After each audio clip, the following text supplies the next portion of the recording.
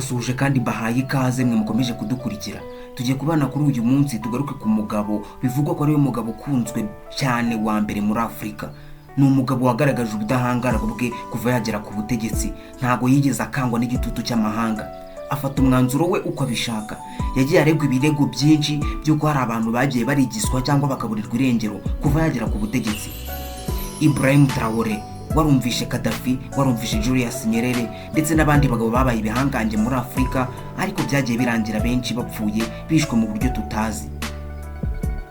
Uyu mugabo yakomeje guhangana ndetse arwana intambara nyinshi cyane kugeza ageze ku butegetsi. Abenshi bamushinja ko yagiye mu buryo butemewe bwa kudeta, ariko ibyo ngibyo we ntago bireba. Binavugwa ko ahubwo umuntu wese ugerageje kumuhiga cyangwa se ugerageje kumutata, kumukoraho iperereza no kumumenya amakuru ye bya hafi, uwo ngo birangira yishwe. Uyu mugabo afite igisirikare gikomeye ndetse n'izindi ngabo zirenze abantu batazi ndetse n'izo bazi zikomeye cyane zimurinda. Ngo ari mu bantu bacungiwe umutekano kuri ubu ngubu cyane kurusha abandi muri Afurika. CIA imugenda runono hagiye hose, ariko ngo ugerageje kumenya amakuru ye bya hafi ahita aburirwa irengero. Ngo hari abantu benshi cyane bafunzwe mu buryo butazwi ndetse mu buryo butemewe n'amategeko, aricyo gituma leta mpuzamahanga zikomeza kumwirgaho no kumushinja ibirego bimwe na bimwe bitandukanye.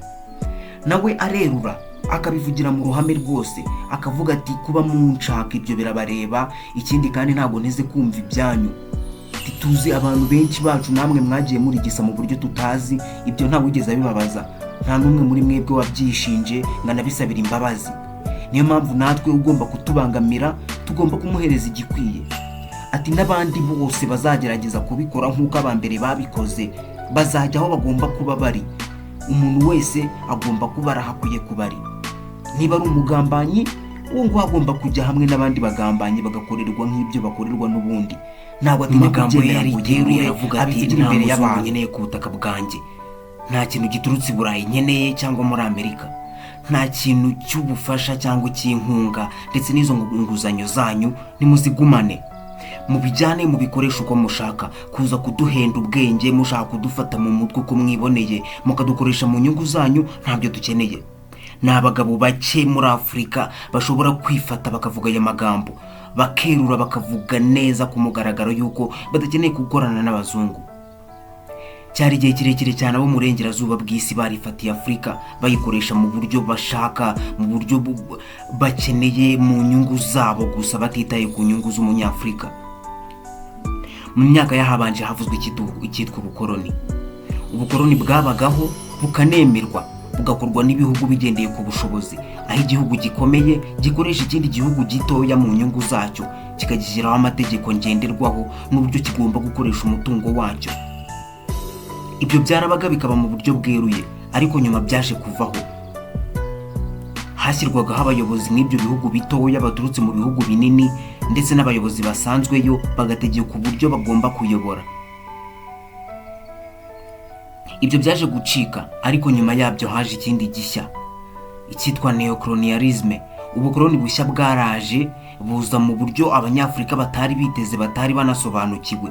Afurika ikomeza gukolonizwa kandi byitwa ko ifite ubwigenge. Ibihugu byinshi byagiye byibwira ko bifite ubwigenge, ariko ntabwo ariko byagenze. Ubukoloni bwarakomeje kugeza na n'ubu.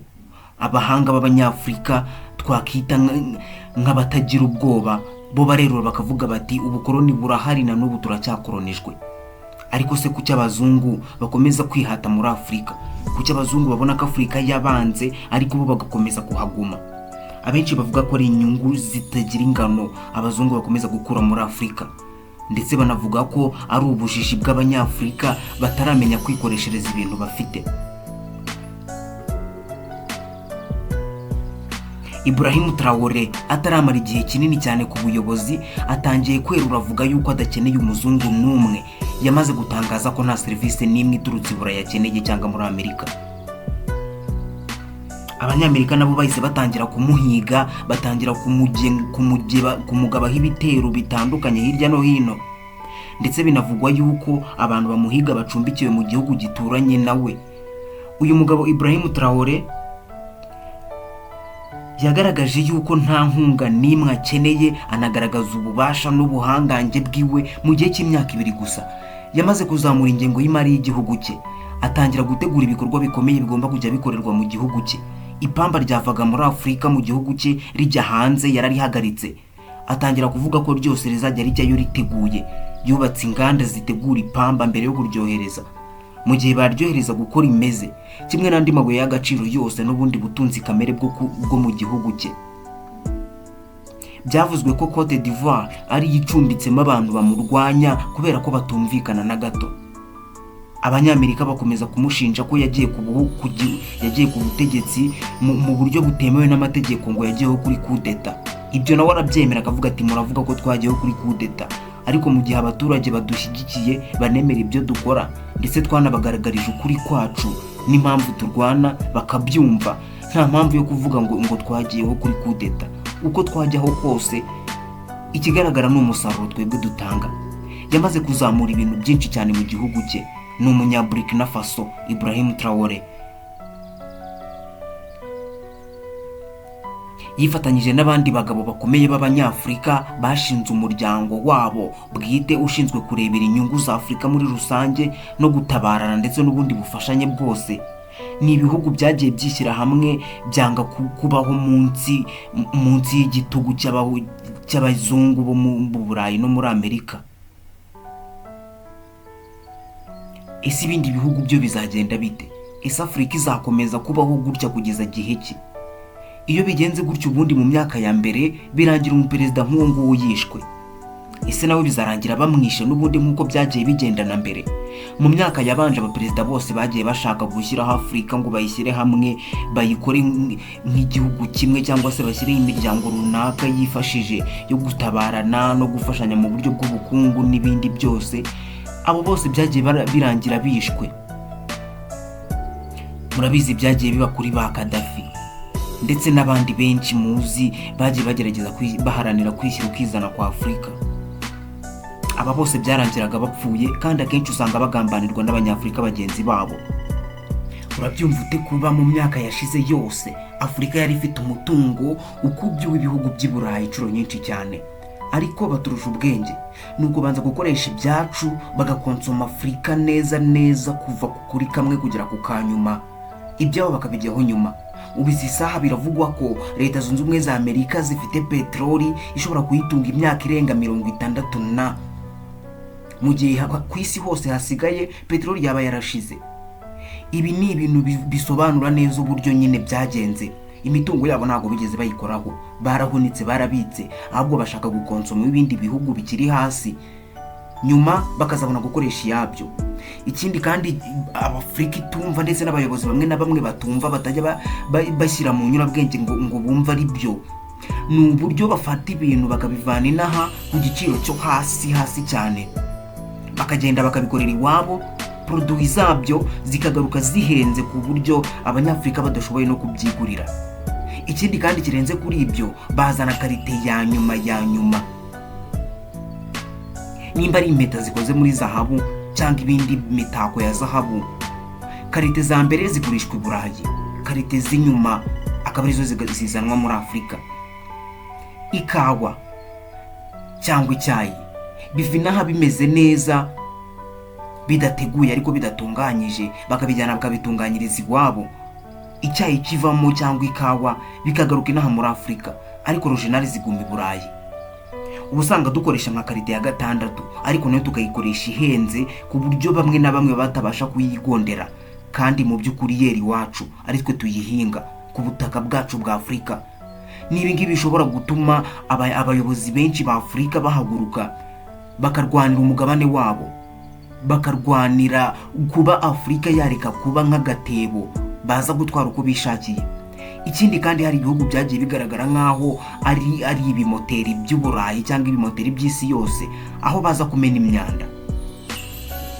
Muri Senegal byagiye bivugwa kenshi ko icyo gihugu kirimo amasashi menshi, kirimo amaplastike menshi ndetse n'ibindi byinshi.